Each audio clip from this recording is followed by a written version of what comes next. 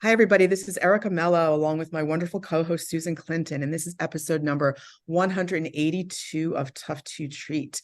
And in this episode, we have another listener, Julia Rosenthal, who's a physical therapist here in New York City, and she presents a really interesting case of a patient of hers who had some pelvic issues, postpartum a year, and had some urinary issues as well as GI dysfunction, along with some orthopedic issues. And Susan and I do a really deep dive into her history, and we give her some really great tips on treatment interventions as well. And we really hope you enjoy it. And for those of you who are new to our podcast, please visit our website, toughtotreat.com. We have some great clinical pearls and great PDF that Susan wrote on sleep and persistent pain on that site. And for those of you who are current listeners, thank you for listening. And for anybody who wants to come on and present a patient case, just like Julia has done, please email us at toughtotreatpt@gmail.com. Enjoy the episode.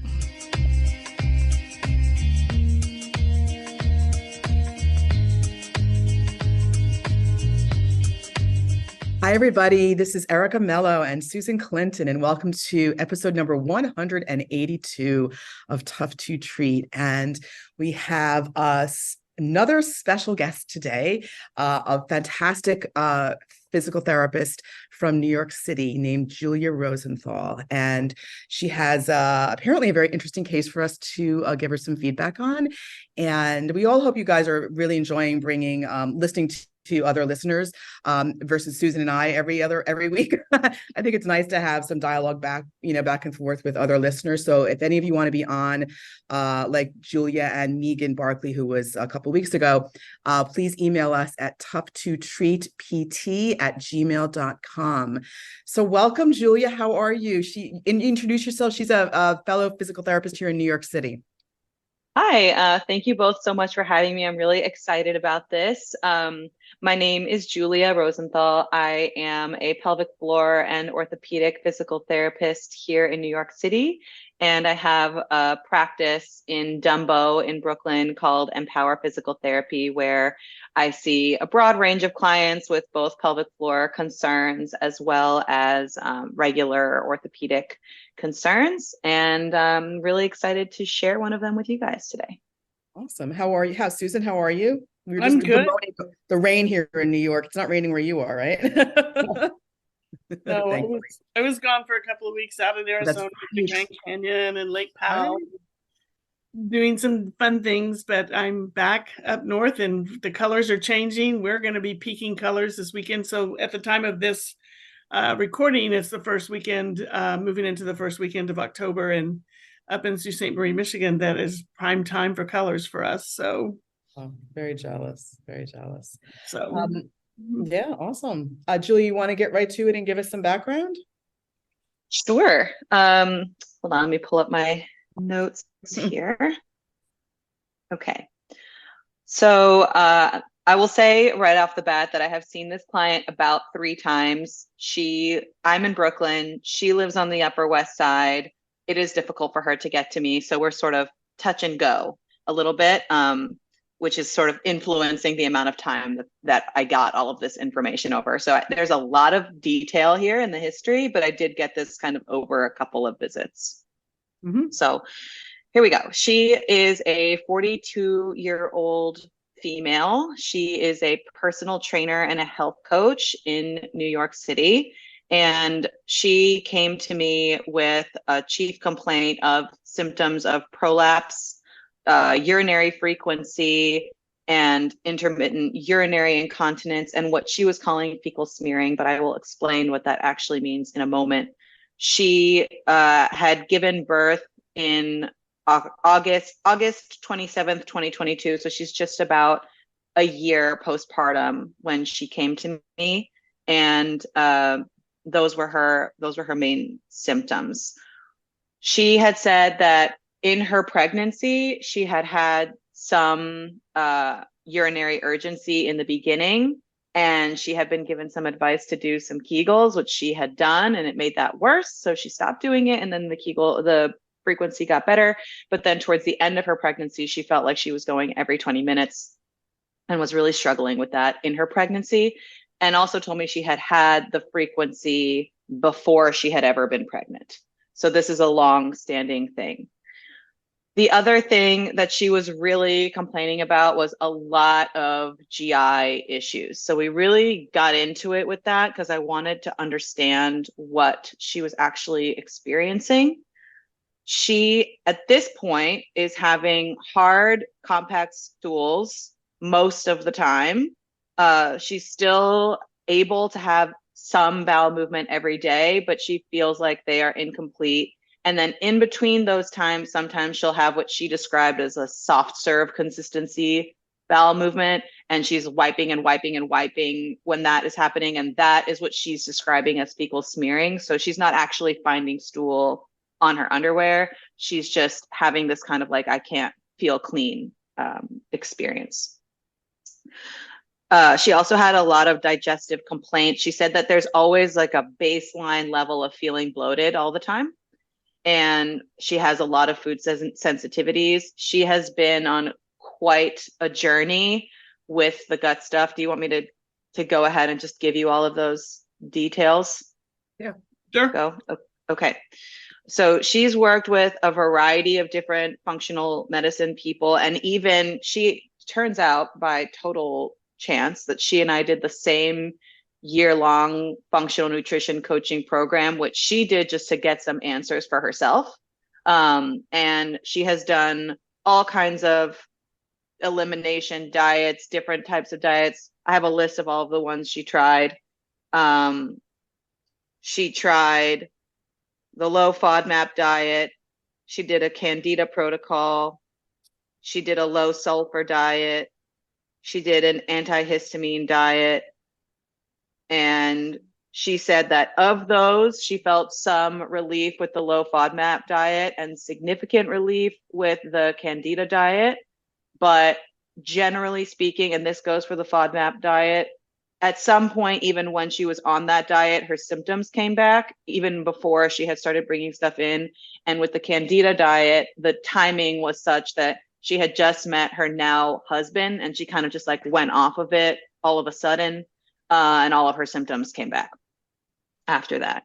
She's also done a variety of nutraceutical protocols. She was tested for SIBO and treated with what sounds like a nutraceutical protocol. She couldn't remember doing any antibiotics for that. And she also said that the test didn't come back positive, but her provider she was working with at the time felt that it could have been like a methane dominant SIBO that wasn't coming up on the test, so they were going to treat it that way anyway. So she's been on a journey with all of that stuff, and now she said that she's kind of in this state since having had her baby. She's kind of in this state of just like, I don't have the bandwidth for that anymore. And she's very aware that she's eating a lot of sugary foods because it feels like, in her words, it feels like the thing that she can do that makes her happy, even if she knows it doesn't make her feel good. So I have some more things to say about the happiness thing too. But that is where she's at with her gut stuff. Some days it's really bad, some days it's less bad, the bloating. So let me talk about the happiness thing for a quick second before I move on to the bladder symptoms. So as soon as she said that, I knew that we had to talk about that a little bit. She ended up sharing that she had also recently lost her brother, and was really going through a difficult time emotionally around that.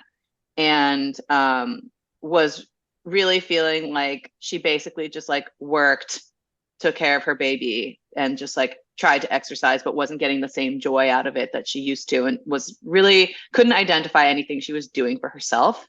And so one of the things that we ended up talking about was having her, I recommended her to do a training program that was like a little bit different than what she was doing. That wasn't something she was developing on her own, so that she could get some skill building into it and kind of like have fun with that piece of it again, because she does really enjoy exercise. So we talked about that. And then we also talked about, we talked about some of her social life stuff, which I can get into a little bit later. In terms of her bladder symptoms, she still is having frequent urge. Her main complaint though with her bladder is that she feels like she sits on the toilet and voids, and then when she gets up, a little bit more comes out. And so, and she can't control that. And she's not really leaking, like very occasionally she'll leak with a sneeze if it's like a double sneeze, but she's not really experiencing that. She's not experiencing it with her workouts, even if she's jumping and doing ballistics and all of that stuff. And we talked a little bit at one point about having her shift around on the toilet and try some different types of double voiding strategies. And she has found that the only thing that really helps is time and leaning forward. She has to wait and she has to lean forward, and then she can feel like the rest of it has come out before she gets off the toilet. She was having some more prolapse symptoms earlier postpartum, but that had largely resolved, except that she was feeling this kind of what she described as like a pinching sensation inside the vagina that felt like it was in a similar place to where she had felt pressure. In terms of meds, she's taking a prenatal vitamin. At the time of the evaluation, she was taking a prenatal vitamin, zinc supplement, megglycinate, and fish oil. And that's pretty much what I got on day one. I just had a quick question. Is this her first child? Yes. And she's 42. Oh, right. I found out later about some other stuff. Oh, wait, hang on a second. I have some more information for you about other like musculoskeletal complaints and about her thyroid, which I also had asked her about on the first day. So she has a history of some issues with her thyroid, some hypothyroid indications on blood work in the past, but no evidence of autoimmune markers. She continues to have that tested. So she's gone through a couple of fluctuations of like TSH levels being high, being low. She was on thyroid meds through her pregnancy. And then most recently, she just had her testing done again, and her TSH had normalized except the immunoglobulin. So she's following up on that because up until this point, there has been no indication of autoimmunity. But between all the gut issues and the thyroid issues and her age, I was starting to get suspicious of some postpartum onset type Hashimoto's presentation. So we're following up on that. Musculoskeletally, she also has a Morton's neuroma in her left foot, and she was experiencing some left-sided, what she was calling plantar fasciitis, which has since, we've dealt with that. That has since pretty much resolved. And she has a history of bilateral shoulder pain that's worse on the left. And she said that a lot of days she wakes up with a stiff neck. So I think that's it as far as history. Okay. Is her neck better now? Her neck feels better now. Okay. Her shoulder pain is resolved?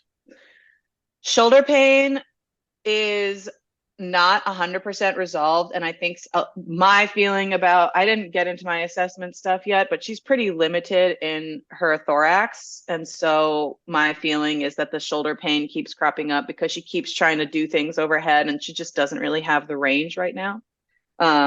And so we've talked about press alternatives, but her fitness, I mean, the fitness routine is the only thing that she really has as her mental health tool at the moment. And so we are struggling a little bit to sort of help her find some other things that she can use as that outlet. So, sorry, Julia, what, vaginal birth, C-section? Vaginal birth. Okay. No, she did. Oh, I'm sorry. I missed one thing. She had a DNC in 2020, December 2020. So no other surgeries or procedures throughout her life then? No. Okay. And no other injuries besides the neuroma of the shoulder and the neck? No. She does complain of some intermittent low back pain that I think is happening because of like what she's doing to get around the fact that she doesn't have a lot of mobility in her trunk, because it doesn't really come on unless she does. It happens like the next day after a workout for the most part. I just have one more question then. Any movement pattern that she's done over the years, like a sport or activity that's been dominant? Not really, except that she did do a strength training program that is very build your glutes focused. And in that strength training program, there's a lot more hinging than squatting. So when I did eventually watch her squat and her deadlift, she had a much harder time getting into an actual squat position versus a hingy position. But that has also gotten a lot better. The problem is that now she's having some knee pain in deep knee flexion. So we've kind of shifted away to a different problem. Got it. Okay. Susan, do you want to start on this one, or do you want me to continue? You can go ahead. And then Hold on, wait. Before you start, I want to say that the thing that has really, there's two things that have really not changed at all in the 4 times that I've seen her, and they are the double voiding problem and the bloat. Those are, I mean, the other things we've kind of seen some ebb and flow, but those 2 things have just not budged at all. So she has like a pressure belly, like a bloat. Well, I didn't really go into my assessment at all, but her belly doesn't really, she feels that, but I don't really see that so much. What I see is almost like, I think Susan has talked about this idea a little bit. It's like if you get one of those balloons and you squeeze the top of it and then the rest of the balloon looks big because the top of the balloon doesn't have anywhere to go. That's sort of how she's presenting to me. So a lot of my focus in her movement snack type of homework has been to just try to get the rib cage moving. It just doesn't seem to really have had any effect yet on that issue. Okay. I'm okay with questions. Do you have any other questions, Susan? No, I don't. When was it? Well, actually, I do. Sorry. When they did her thyroid testing blood work, are they looking at a full complete panel, including antibodies? Yes. Okay. My assumption is yes, because she is specifically talking to me about looking for autoimmunity. So okay. I think that whoever's testing it is aware. She was on thyroid medication and then got off of it after pregnancy? Correct. Okay. And 2 things that are coming up for me on this, besides the very obvious nervous system dysregulation that's going on underneath, like, is huge. I wonder what her vitamin D3 and K2 are. The pelvic floor has a great affinity for vitamin D. It sounds like it's not very high. Also, I'm wondering if she's still in a very low estrogen state. She's only a year post. And she's still pumping. Yeah, okay. Well, then she might need to look into an estrogen topical for her perineal area. Because if she's low in D3 and she's low in estrogen, whatever you do isn't gonna, there isn't gonna, you got to get that piece. We got to get that piece under control there. And the thing that clued me in on that was the pinching, the vaginal pinching and things like that. That's often a sign of low estrogen. I don't know if she's having any trouble with dryness or itching, but you know, that's one of the things that can happen, and it's overlooked a lot. And especially in long-term breastfeeding, not eating very healthily. If she's producing estrogen at all, it's probably the wrong strain, you know. So we've got, you know, and that can kind of keep the system going a little bit, you know, with some estrogen dominance. Has she restarted her periods? She just had her first period. Okay. Yeah, she said that it was fine. She did have a little discomfort putting in the tampon, so that kind of fits with what you're saying too. Yeah. Okay, yeah, so there's that I believe really needs to be looked at, and then I'll wait to hear what you're doing intervention-wise before I jump in on those things. I've got some specific things in my head. Would love that. The stiff thorax is really very key here. Yeah. Really very key here. So do you have any other questions, Erica? No, I'd be curious to see what you've been doing. I agree. With the I actually have Hashimoto's, so I have an autoimmune issue, and so make sure that thyroid peroxidase gets measured, those antibodies. So because it is quite important. And I'm on thyroid medication, and it still doesn't really make a ton of difference with the antibodies for me, but it's just a little aside. But those of you who know me is that I'm constantly getting injured. So I believe that that's probably relevant, just the nervous system sensitivity. So, I don't have any other questions, Julia. You wanted to, the only other question is, you said leaning forward on the toilet helps her. Is that correct? Just not getting up, but just leaning forward in a sitting position. So she does the Crede method to help empty a bladder. Mm-hmm. Got it. Okay. Yeah. Okay. Does anybody? And I asked her specifically too if it changed, if she pressed over her pubic bone into the area, and she said she hasn't really tried that. I had her try some different positions, and I had her try the lean forward. She hadn't tried the pushing like the manual pushing when I last saw her. So I don't know if that helps her. Okay. Has anybody ever tested for post-void residual? No.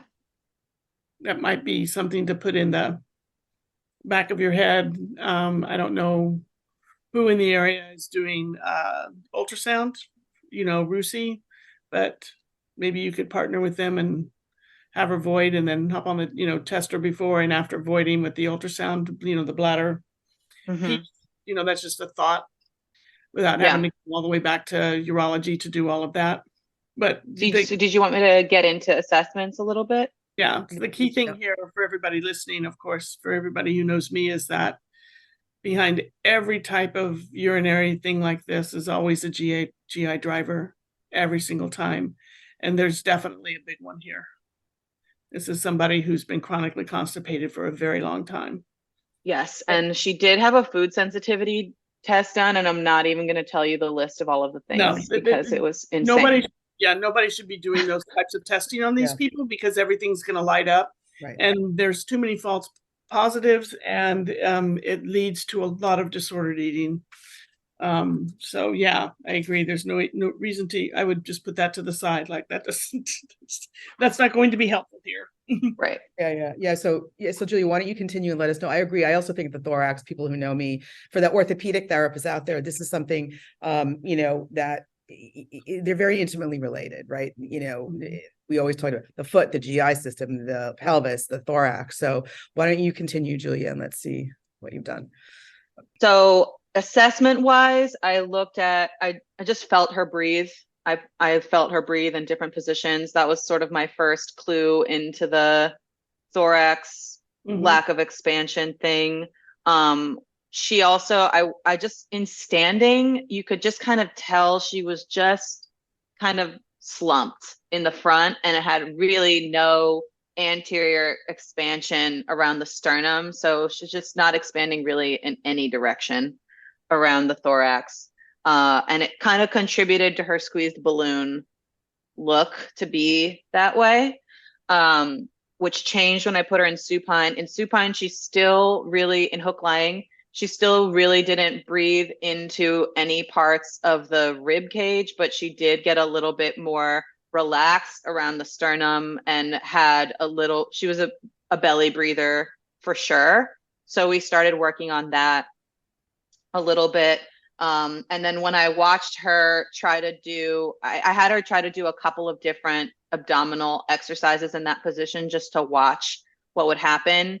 And every time she held her breath and pushed pressure right into the area above the pubic bone. So intervention wise, I have her doing a couple of things. I've cued her at the rib cage to try to get, she's kind of tucking her butt under to feel like she's using her abs. So I've cued her at the rib cage. I put something behind her on the floor, so that she could use more of her abdominal wall in a more coordinated effort. And I have her doing some stuff there.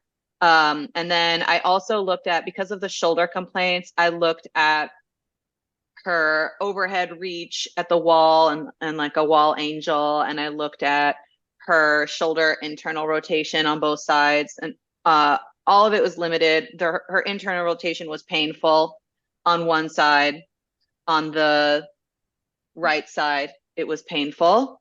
So I put her in like a modified quadruped position and had her set into her shoulder blades and just try to feel some posterior expansion in the thorax, to try to use the breath to open herself up that way. And then I also had her in half kneeling, hugging a medicine ball and rotating and trying to breathe in that position too, just to try to help her get into positions that would force her really to breathe into some different parts of the thorax. So that is what she's doing now. And then because she wanted to get into this strength training program, I started trying to build some of that into the prep for what she wanted to do. So I gave her a kettlebell arm bar, which, if you don't know what that is, you're basically like laying on your side with your shoulders stacked and the weight is above the shoulder stack, and then you rotate from below. And then had her breathe in that position, as well as half kneeling, holding the medicine ball and doing almost like a self-resisted MET, but with the breath and with the med ball rotation before her workouts, to try to open that up a little bit. So that's mostly what she's got for the abdominal wall and for the rib cage. I also had her do, I just had her hold a kettlebell in front of her and just looked at where her weight went in standing in that position, something challenging enough so that I would see what her pattern was going to be. Because she also complained that her prolapse symptoms were worse with baby carrying. I should have said that in the beginning. So I wanted to see what she looked like when she was carrying something. And so we worked on helping her stack herself up in that position and then feel what it felt like to try to allow her rib cage to expand while she was loaded in that way. So kind of the rib cage, kind of the abdominal wall on that front. And then she was super limited in hip internal rotation on both sides. So we did a bunch of different stuff, a lot of trying to get her adductors to fire to help her find a little bit more internal rotation, which she did. By the end of it, she was able to sit in a shin box position. And she felt really good about that. But then she messaged me the next day that her knees were bothering her a little bit. So the hip rotation got much better. She was able to get all the way down into like a prying goblet squat position, which she could not do at the beginning of that session. And so her hip mobility was much better. Even her thorax position looked better once her hips were able to move a little bit more. But then we encountered the knee pain problem. In terms of her internal vaginal exam, it really was not super surprising or remarkable. I found some more generalized posterior pelvic floor muscle tension or guarding. There was some indication of probably some dryness. I actually did end up recommending a moisturizer to her at the time. I just haven't recommended an estrogen topical yet. So she has that. And she had a really hard time relaxing her pelvic floor after contracting. So we just worked on what that felt like. And I've tried to bring that into some of the other breathing stuff that I already described so that she can just get a sense of what that feels like. And then actually most recently, I also did a seated internal exam just to see what her bowel strategy is, and also to see if I could feel any changes in pressure when she was in different positions and sitting. And I did feel a significant, it was almost like her bladder pressure really did decrease when she leaned forward. So something is going on with that for sure. but I didn't feel a whole lot of dropping. And aside from the breath holding, which she knows how to undo, I didn't feel anything too surprising on that exam. I think that's about, I have also taught her how to do some self-abdominal massage. She's doing that at home. And we've talked about trying to explore some things that don't set off her bloating that are not super sugary foods. And I think it's become increasingly clear to me that there is a history of disordered eating here. And so I've been trying to be very careful about navigating how we are replacing, because she has this kind of like, well, I deserve to be able to eat this right now, feeling, because of everything that has gone on between her brother and everything else.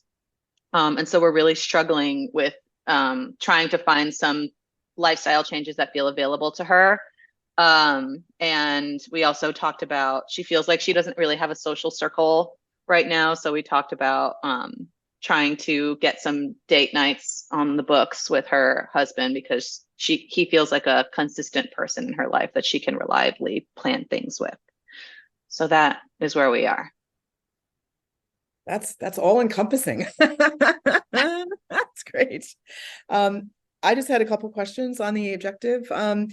Julia, when she arm loads or carries the baby or carries a kettlebell, where's her center of mass? She's definitely shifting her thorax backwards in space. She's leaning back. Yeah, she's leaning back. And she's not so much pushing her pelvis forward, though. She's really just kind of leaning back. And I think, I can't remember who describes it this way, but she's kind of like bell rung up. Somebody talks about it as bell rung up. She looks like that. What about side to side, right, left? She doesn't really look translated to either side. She loves a wide base of support. Her balance is not amazing. I've given her some of the things I didn't talk about are like very split stance, single leg types of exercises we did on the day where we really went after the hip mobility. And she got better at that, but she really likes to be turned out, and she likes to be in a wide base of support. Does she look different in a wide base of support, thorax wise, or does she feel different, or is her experience different? No, but she feels more stable, and she does. When I made her bring her feet a little bit closer together, she had a harder time not leaning back. But when her feet were more wide, then she pushed her pelvis forward a little bit. So it was kind of like shifting around her balance strategy, really, it seemed like. That sounds a little bit like a neural tension and some dural stuff to me. So when she brings her legs closer together, she has to lean backwards. That's a neural tension issue. The only if she's holding a load, she can do that. You're loading up the central nervous system. You're loading up the peripheral nervous system when you have the load on, which is why. And she's no foot issue. Which is why it's a tension system problem, because if you cope with it with their feet apart, it takes the load out. Right, and she has no history of a foot issue. And that's why she feels unbalanced, probably. The other piece of it is that if you can test her dural, I don't know if you did a slump on her, and see how her range changes. Like, can she lift both feet up while she's sitting in a chair and not rock backwards or curl her pelvis underneath her? You might be dealing with a little bit of a dural piece in there, especially as she drops her head down with it. And that's a position she gets herself in to pump her to breastfeed. Yeah. So that could be why it's staying in there and not coming out like a year later, because that's the typical posture for that, is that, kind of that just moving into that and staying there. So the system never really gets a chance to move. So you're doing a really good job of getting all of these extra movements and these varietal movements in and these things. But I think centrally in there is and that's probably why the thorax isn't doing as lovely as you would like for it to be doing right now, but it's coming along, but it goes back. That's why it goes back, is because there's something hanging up in there that's probably pulling it back in. Yeah. Julie, you could also do it a dural test in standing as well. So you just have 1 foot in like a stride stance. I just recently did this on a patient yesterday. So and have the front foot dorsiflexed, and then just have them sort of do a slump, and the back knee would be a little bit bent, so it's almost like you're slumping and standing. So front leg, the leg in the front, dorsiflexed foot, the leg in the back, just a bit of a knee bend, and then just sort of slump down. And that's another way to test it in standing, and then just reverse the feet. But she doesn't breastfeed in standing, but that's another way to look at it too. If you don't see anything in the sitting position, or, you could make it up, you have to just wind the system up. You can go in side lying, and just do the side lying slump, but but that wouldn't be relevant for her. Yeah. I do think below the thorax, whatever is happening is probably happening in there. And it probably is, to your point, Susan, super tied into this very long gut history. But I did look at her forward bend, and she can palm plus the floor. Her lower extremity tissue mobility is a lot. And so my suspicion is, if I'm going to test something like that, it's coming from somewhere higher in the system than that. Yeah, 100%. I would agree. So with the work that you're doing, one of the things that works with this chronic bloating, chronic constipation is a dyssynergia of the diaphragm and the abdominal wall. In all the studies they've done, normal people with gas have a particular motor pattern that their diaphragm actually expands and moves, whereas their belly contracts slightly. So you get a contraction of the abdominal wall, but you get a movement of the diaphragm, and it's done that way. So it works that way to move gas through. That's a normal response to gas. For people like her, she's having what we call a dyssynergic or an abnormal response to gas. And what happens is her diaphragm tightens down like a postural control muscle, because her abdominal wall is going offline. It's actually moving away from the gas, or whatever is the perception in the lumen, because you're not seeing like a big distension, like a physical distension with her. Right. But her lumen inside, she feels like that because her lumen is having an allogenic response to normal gas. So when she has that, her body, her brain is telling like with pain, is telling the abdominal wall to move away, to like blow out like a balloon a little bit, or just soften. Don't press on it. And when that happens, the diaphragm has to hang on, because now we're losing our coordination between the muscles that hold us up. Enter pregnancy on top of it, and the belly, and all of the stuff that went on with pregnancy, and then the drop of the belly and the lack of abdominal wall for a while till it comes back on. And this pattern has gotten really stuck with her.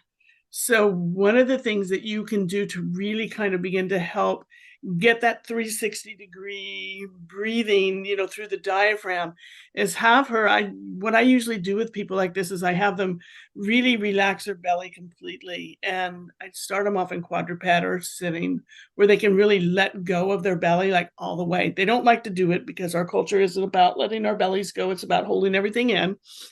But if you can get them to really let their belly go, and then help them begin to just gently recruit it back, like just 10 to 20%, not like suck it all in, but just a little bit of recruit, and then hold that recruiting while they take a nice deep breath in, so that they don't, so that they're not, these are the people I do not want them to do belly breathing. Don't want that to happen. That abdominal wall is too good at moving away. We want it to like actually tighten up. That would be something really good to try with her when she's having bowel movements. Just that really nice, like, can you let it go? Can you bring it in slightly? And can you hold it there while you take a deep breath in and out 2 or 3 times, and see if that helps her manage the pressures a little bit better to move the bowel movements through. Mm-hmm. But those can be very helpful. I have them do it before they eat. I have them do it like, if they're, usually afternoon is the worst, when they feel it. So that's a good time to practice that a little bit. And you're really good about getting her in a lot of different positions. So whatever position she's in, she can do this. She doesn't have to go and do something specific over here. She can sit on the couch. She can be pumping. She can be standing. She can be standing on one leg, whatever, you can combine this work with it. And that will help her begin to start to reverse that pattern in there. And once you can get that abdominal wall, just like that 10-20% kind of, nice coordinated pattern back in, the diaphragm is going to be freer to move, because the brain is going to say, oh, we don't need to hold this here. And this idea here that we have in the literature around, they call it abdominal phrenic dyssynergia, but it mimics the work by Kohler that did the work on diaphragm becoming a postural control muscle with people with chronic low back pain, and that it wasn't enough to teach people to like strengthen their bellies a little bit. They really needed to learn how to let, and so there comes in your work with the thorax and getting the diaphragm moving. But I think if you add that abdominal piece in, you're going to get some better movement in the thorax, which is what you're looking for. And you're doing all the right things. I think just kind of getting her to understand that it's not an overgripping, nor is it letting go, but just can she intentionally work on, like letting it out and just gathering it up slightly and being comfortable with it in that position. And then, doing the breathing with that being held there, which is going to be a little bit of a, kind of a neuromuscular control kind of piece, but then you can add that in underneath and all of the other things that you're doing. For people like her, Julia, I know you've heard me say this before. For people like her, it's not about what she's eating, it's about how she's eating. She needs to enjoy every bite of that food, and she needs to slow it down and really, really chew. This is somebody who all of that other junk didn't work, and it's just going to stress her out more. And so when she thinks about it, when you guys are talking together, maybe kind of change her thinking around foods that aren't going to upset my gut or whatever. Just think, how can I nourish? If I want to eat this, eat it, but can you eat it in a very nourishing, loving way? Not with the judge and saboteur sitting there saying, you're a bad person, you shouldn't be eating sugar, because that's not going to help. Can you just embrace it? And when she wants to do some different things, can she think about, well, what about a 4 ounces of some bone broth? Just a sip in a real loving, nourishing way. Not take away the other stuff, but can you just add a couple of these things in that can make you feel really good? A cup of warm herbal tea, but don't drink it down very fast. Just do 2 or 3 ounces and see how you feel with it. Just kind of help her kind of come up with some things that might feel like really nurturing and hugging.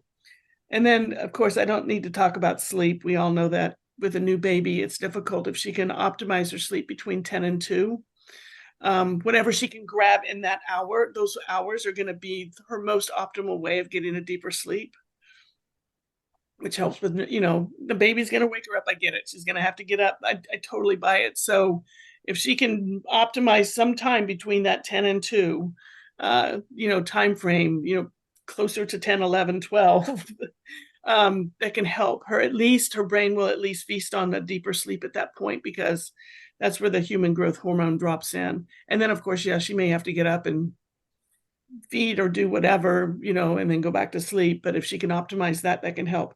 And then finally, there's been some really interesting studies that have come out about a couple of apps that in the studies that's been shown to work as good as the elimination diets. But it's a hypnotherapy app called nervaibs.com, nervaibs.com. That you might can talk to her about that, because it's like, look, this has been shown to do as good as, or sometimes better, for people like you than trying to change your food all up, to get the buy-in there with her. Susan, that's Nerva, Nerva. Nerva, nervaibs.com. Got it. I did it, actually. Yeah, I did it for myself. I'm going to say that's. I'm going to try that on myself. They've got some cool apps coming out. They've got some other ones that are. I've got it pulled up here. They've got one for menopausal hot flashes. They've got one for smoking cessation. Oh, that's fantastic. It's mental health, and also another one coming soon is chronic pain. So they're doing. This is these are being, done with under the Who's the eye de- of evidence research, I which was going is to say, really who's the nice. developer? Yeah. And Interesting. again, I like it because the nervous system is like the key underneath all this. Everything touches everything. And if that system doesn't work for her, I think we just like stop. Like, let's eat what you want to eat. Love every minute of it. Chew slowly, chew with care. Think about nourishing, even with whatever you want to eat. It's interesting during and at the end of the pandemic, people either did one of two things. They either embraced self-care more than they ever have in their life, or they completely abandoned it. The other way, exactly. And here's the reason why. Because I think I've done all this perfect stuff my whole life, and now we're all going to die of a pandemic. I'm going to do whatever I want to do. Yeah. And so for someone like her who is in grief, being able to like, what? Right. You absolutely deserve to do what you want to do. Right. Let's find a way to do it where it can be more nourishing and helpful to you versus negative and feeling bad about yourself. Yeah. The only go ahead. Sorry. No, I was going to say, are you finished, Susan, or should I? Go ahead. Go ahead, Julia. I think you were going to say something real quick.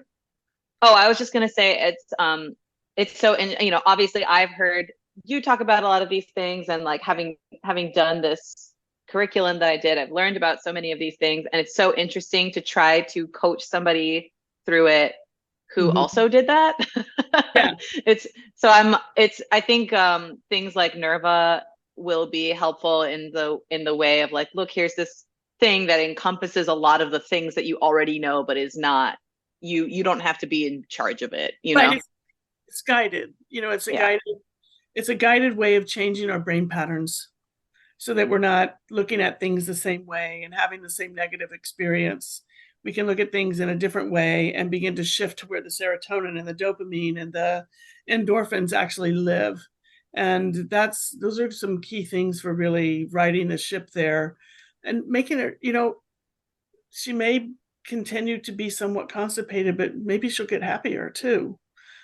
So right now there's not a lot of joy. And so being able to help her shift, eat what you want. You absolutely deserve to, but just do it in a way that's going to be loving and caring for yourself, Right. And not because you just like ate the other half of what your baby didn't eat. Yeah. Like, if you want to eat that, eat it. Sit down and like, just really, just enjoy it as much as you possibly can. And, because that's a rewiring type of thing, that needs to go on there, and it just takes time. So, Erica? Yeah. I'm just going to add a couple of things more from an exercise perspective.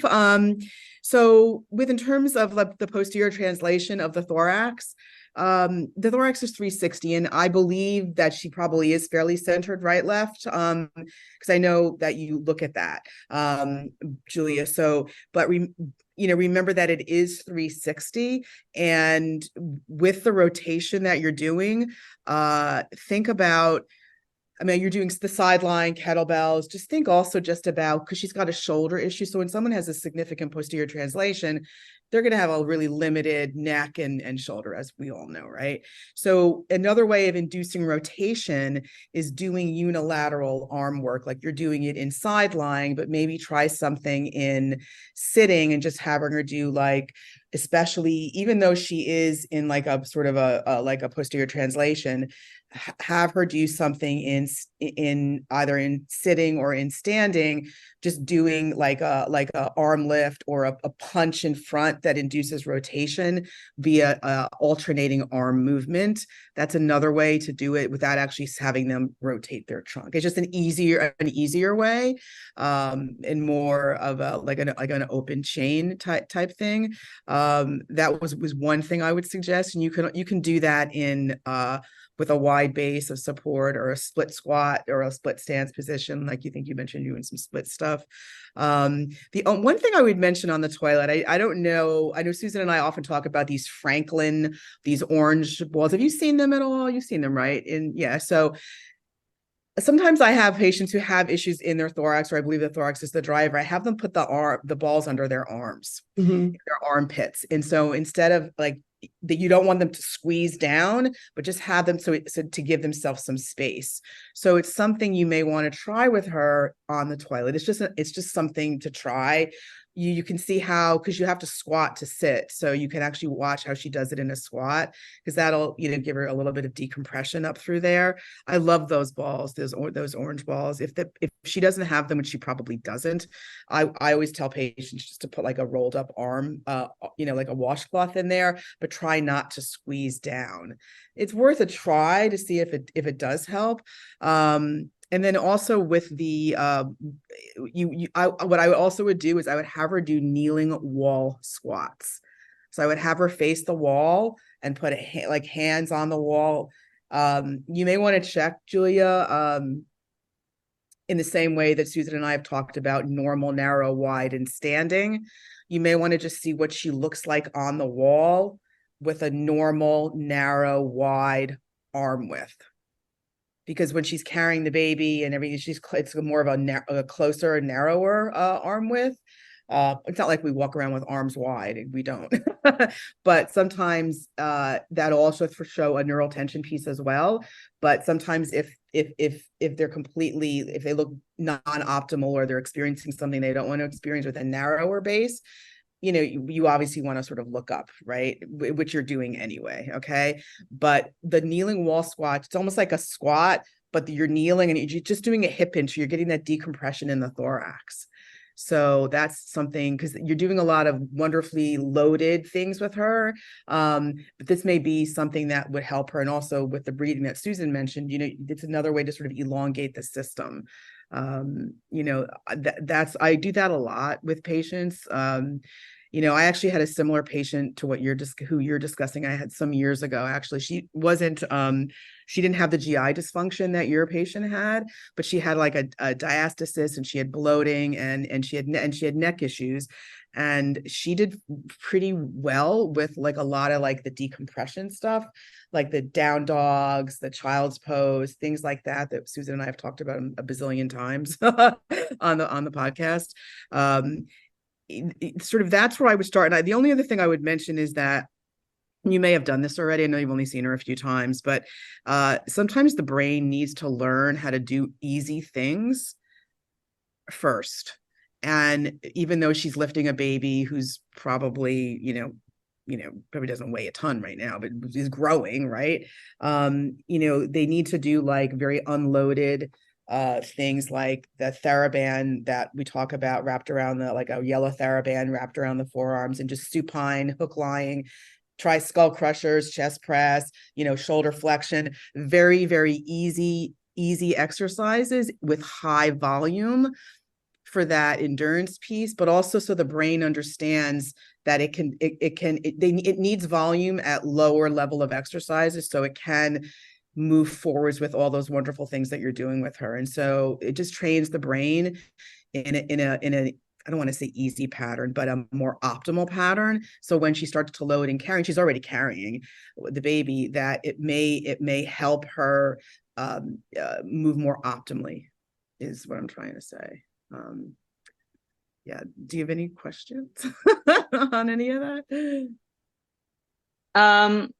Yeah, I guess like in the short term, she had asked me, should she try a pessary for the voiding problem?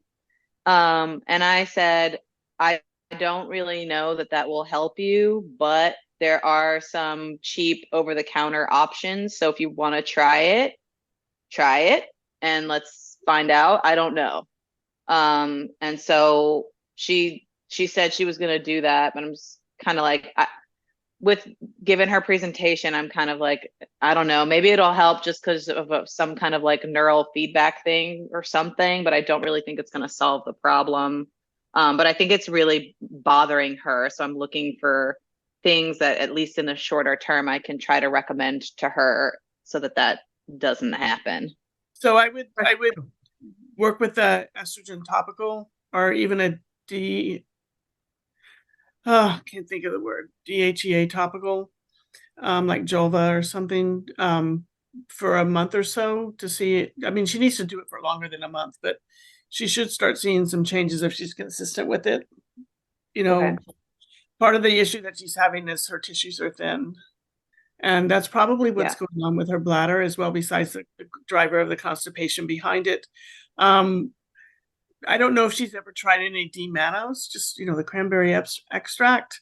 Because she has thinning tissues, there's an opportunity for more of an abundance of E. coli kind of sliding all over the place and causing a biofilm, which may be making it harder for her to void all the way. So she could try the D-mannose for a month as well, because that D-mannose is going to hook up to E. coli and help it move out of the bladder. E. coli tends to congregate together on the bladder wall and create biofilms, which can make us have a little bit of urgency frequency and sometimes not voiding all the way, because there's that whole detrusor irritable kind of thing going on. But D-mannose could be something she could try too, that would be very helpful, I think, especially till she can get her tissue back up to par and her muscles back up to par and her capacity there back up to par. Yeah. Julia, does she have what does she think her problem is? What does she think she needs? She, in her words, she feels like she is a Rubik's Cube, that it's like one thing gets better and everything, and then it's like you make one face all yellow and then all of the faces are messed up. Like she doesn't, I think she's just feeling really overwhelmed. Yeah. And doesn't Surprising. really have a clear sense. I think she understands that the stress and the nervous system piece is a very big part of it. She's actually, I had reached out to Susan about this wearable device that I keep getting ads for called Apollo Neuro. And I think I've been getting ads for it because she has one. And so I Googled it. But it basically vibrates and is supposed to be like a sensory nervous system regulator. So she's got that. She's got the Aura ring. She's looking at all of these things. She understands that there is an impact there. But I think because of the level of physical symptoms, she's just feeling a little bit maybe everything's wrong with me. Yeah, it may be data overload. Maybe she could take what she's doing and not look at it all the time. But if she's going to do the Apollo Neuro and she's going to get the vibration stuff, that's the time for her. That's a signal for her to do some mindfulness work around that. Mm-hmm. Not just let the vibration go in the background and not pay attention to it. That actually, if she would add the sensory piece to that, that would be quite helpful for her, because it buzzes and she could sit there and go, oh, okay, I need to pay attention to my breath now, or I need to rub two fingertips together with such a tension. I feel all of the ridges, or rub my hands together slowly, or maybe do some tapping, or whatever she's attracted to when she feels that go off. Yeah. So that can be kind of like a vibratory notification to do some mindfulness right then. Yeah. It sounds like she's getting input from a bazillion different places, and that's probably not helping. I mean,